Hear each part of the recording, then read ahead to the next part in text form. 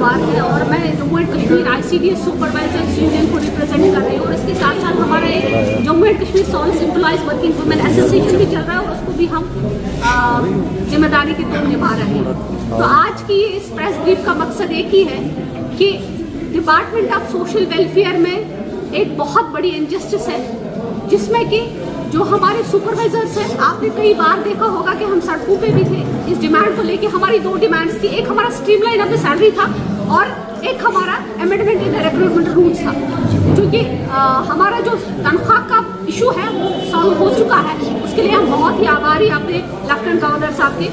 और आज का जो हमारा इशू है वो यही है कि हमारे सुपरवाइजर्स के इंटरेस्ट्स को आज फिर एक बार मार किया जा रहा है, उसको कत्ल किया जा रहा है, क्योंकि हमारे जो डिपार्टमेंट ऑफ सोशल वेलफेयर में एक ग्रुप ऑफिशियल्स का, जिनको कि तहसील सोशल वेलफेयर ऑफिसर के नाम से सभी जानते हैं, हमारी एक कॉमन सीनियरिटी लगती है for the post of the CDPO।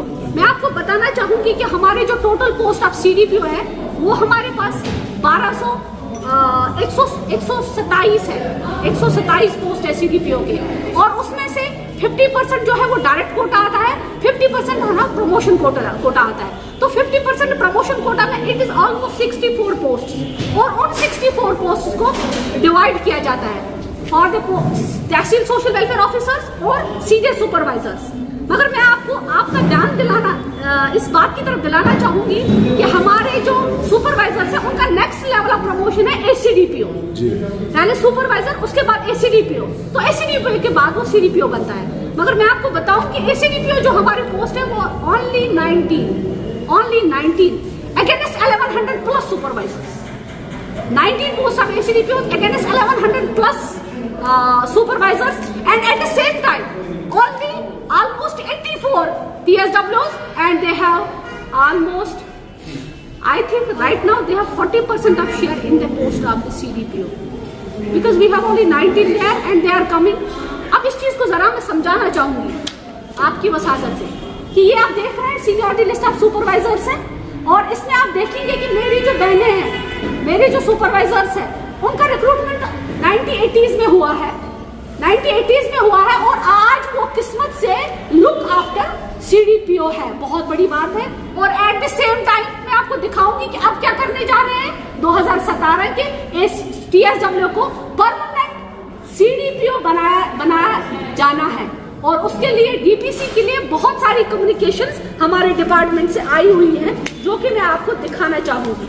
In DPCs को कंडक्ट किया जाए, ये आपके सामने डॉक्यूमेंट है। तो इस सब को देखने के बावजूद हमने 2013 से एक स्ट्रगल चलाई है, और उस स्ट्रगल का मकसद यही है कि हम कोर्ट में गए।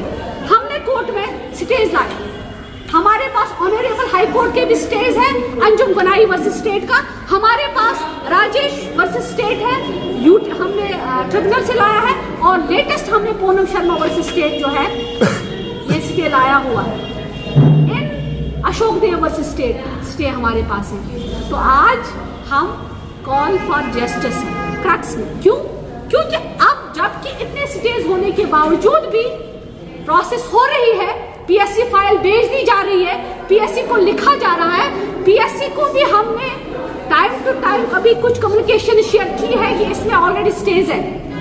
तो मैं आपकी वसादत से ऑनरेबल मिनिस्टर साहिबा सोशल वेलफेयर को ये इल्तिमास करती हूँ कि मैम, मेरे सीनियर सुपरवाइजर्स जो कि अब बहुत बूढ़े भी हो चुके हैं, उनको अभी भी जस्टिस नहीं मिल रहा है, और इसके बरक्स जो हमारे 2017 के TSWs रिक्रूट हुए हैं, जो कि उनके बच्चों के जैसे हैं, वो उनके कल ऑफिसर आ जाएंगे, और वही मेरी सुपरवाइजर जो है वो उनकी सबऑर्डिनेट होगी। क्या इससे बढ़कर कोई साइकोलॉजिकल ट्रॉमा है?